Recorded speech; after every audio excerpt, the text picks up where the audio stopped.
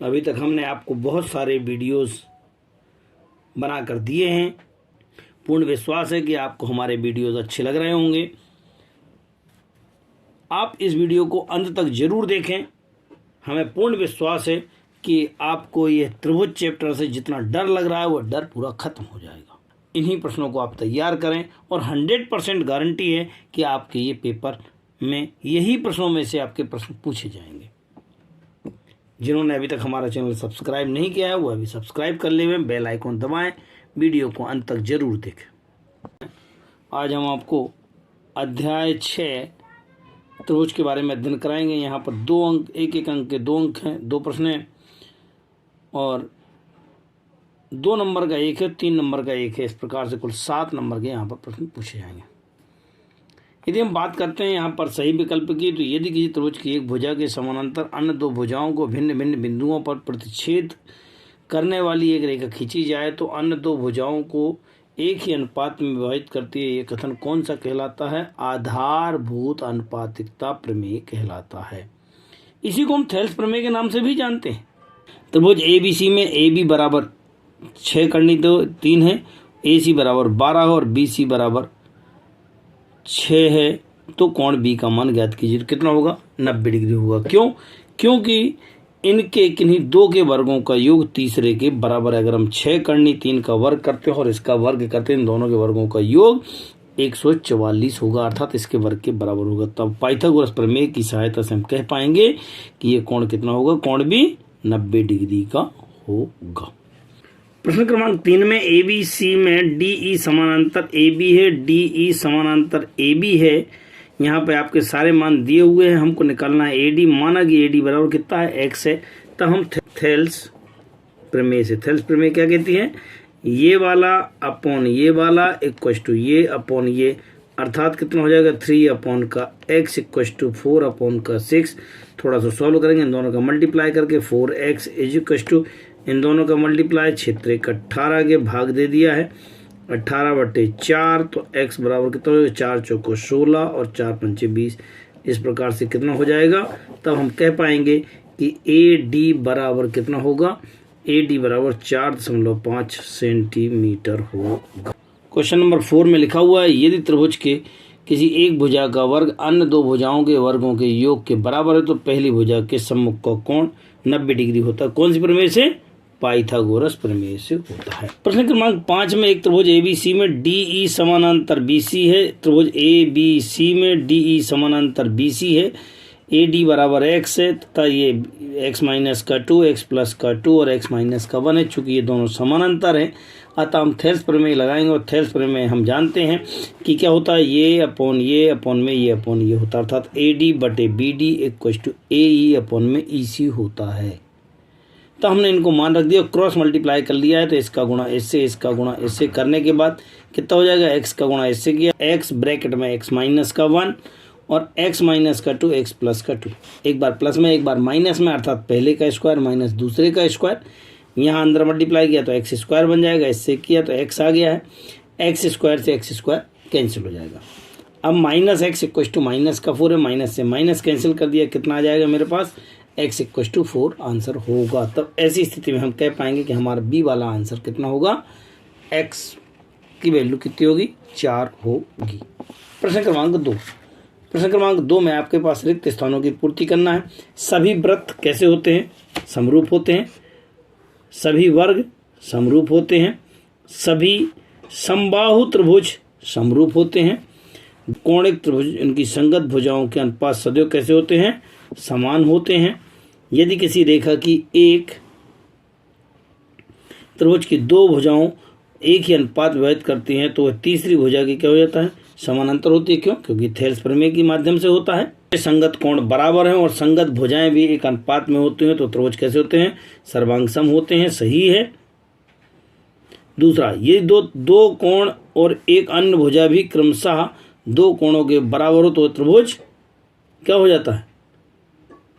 समरूप होते हैं। सही है, ये भी सही है। एक समकोण त्रिभुज में कर्ण का वर्ग शेष 2 भुजाओं के वर्गों के योग के बराबर होना चाहिए, इसलिए ये क्या हो गया? गलत हो गया, क्योंकि पाइथागोरस प्रमेय में क्या था, एक समकोण त्रिभुज में कर्ण का वर्ग शेष दो भुजाओं के वर्गों के योग के बराबर होता है, इसलिए ये क्या हो गया, गलत हो गया है। यदि किसी त्रिभुज में एक भुजा का वर्ग अन्य दो भुजाओं के वर्गों के योग के बराबर हो तो पहली भुजा के सम्मुख कोण संपूर्ण होता है, ये सही है पाइथागोरस प्रमेय से। क्या सभी समद्विबाहु त्रिभुज समरूप होते हैं? नहीं होते हैं। इसका आंसर क्या आ जाएगा? नहीं आ जाएगा। क्या सभी वर्ग समरूप होते हैं? हाँ, इसका आंसर हाँ आ जाएगा, सही है। प्रश्न क्रमांक 5, यदि कोई रेखा एक त्रिभुज ABC की भुजाओं AB और AC को क्रमशः D और E पर प्रक्षेद करती है, जैसा कि यहाँ चित्र में दिखाया गया है। ABC एक त्रिभुज है, AB और AD को क्रमशः D और E पर प्रक्षेद करती है और यह रेखा इसके समानांतर है, तो सिद्ध कीजिए कि AD बटे AB बराबर AE बटे EC। तो हम, क्योंकि यह दिया गया है कि ये इसके समानांतर है, तो हम थेल्स प्रमेय से हम जानते हैं AD बटे DB बराबर AE बटे EC होगा।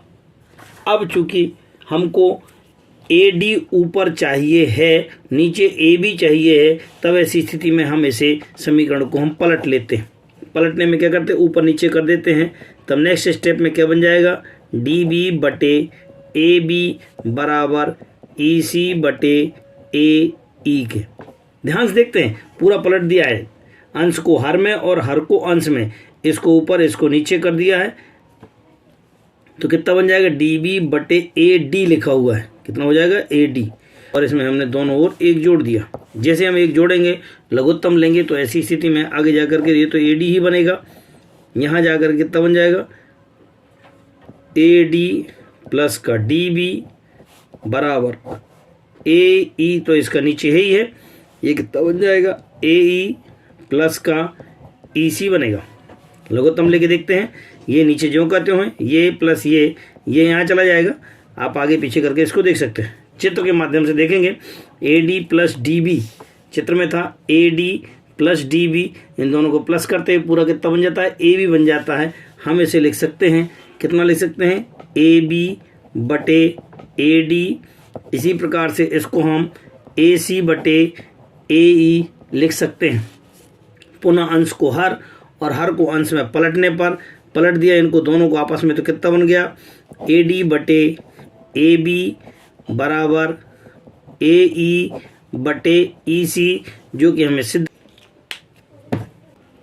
प्रश्न क्रमांक 6 में एक आकृति दी हुई है, जैसा कि यहाँ बना हुआ है, PS बटे SQ, PS बटे SQ और PT बटे TR तथा ये वाला कोण इसके बराबर है। तो सिद्ध करना है कि ये बड़ा वाला त्रिभुज अर्थात PQR एक समद्विबाहु त्रिभुज है।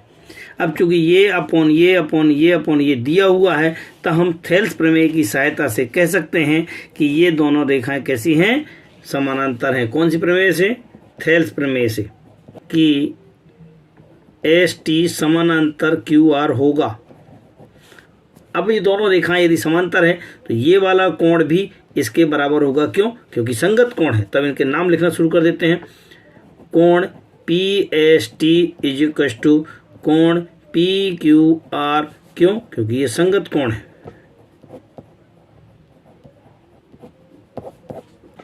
PST बराबर है PRQ। ये कहाँ से आया है, दिया है, प्रश्न में दिया गया है। इसको नंबर 1 कहेंगे और इसको नंबर 2। समीकरण 1 और 2 से कोण PQR बराबर है कोण PRQ, अर्थात ये दोनों कोण बराबर हैं। परंतु ये दोनों कोण कैसे हैं, सम्मुख कोण हैं। और अगर सम्मुख कोण बराबर होते हैं तो हम कह सकते हैं कि हमारा त्रिभुज कैसा होता है, समद्विबाहु त्रिभुज होता है। अतः PQR एक समद्विबाहु त्रिभुज है। आकृति में प्रश्न क्रमांक 7 में आपको बताया गया है कि ABC एक त्रिभुज है जिसमें DE समानांतर BC है। DE समानांतर BC है तो EC का मान ज्ञात कीजिए। अब चूंकि ये समानांतर है तब निश्चित रूप से इनका अनुपात समान होगा। कौन सी प्रमेय से, थेल्स प्रमेय से होगा। तो हम AD बटे DB बराबर AE बटे EC, अर्थात ये वाला हिस्सा अपॉन ये वाला AD बटे DB ऊपर अपॉन नीचे बराबर AE/EC होता है। कौन सी प्रमेय से? थेल्स प्रमेय से होता है। अब इनके मान रखना शुरू कर देते हैं। मान रखा 1.5/3 इज इक्वल टू 1/x। तो ये गुणा करना शुरू किया, इसका गुणा इससे, इसका गुणा इससे, 1.5x इज इक्वल टू 3 हो जाएगा। तो x इक्वल टू कितना हो जाएगा? 3/1.5। थोड़ा और सॉल्व करते हैं। यहाँ से इसका डेसिमल हटाएंगे, जैसे डेसिमल हटाएंगे तो कितना आ जाएगा? ऊपर 10 आ जाएगा, और 10 आने के बाद यहाँ पे कितना बन जाएगा? 30 गुणे 10×30/15 और भाग दे दिया। भाग देने में x बराबर कितना आ जाएगा? 2 आ जाएगा। तब हम कह पाएंगे कि EC बराबर 2 सेंटीमीटर होगा।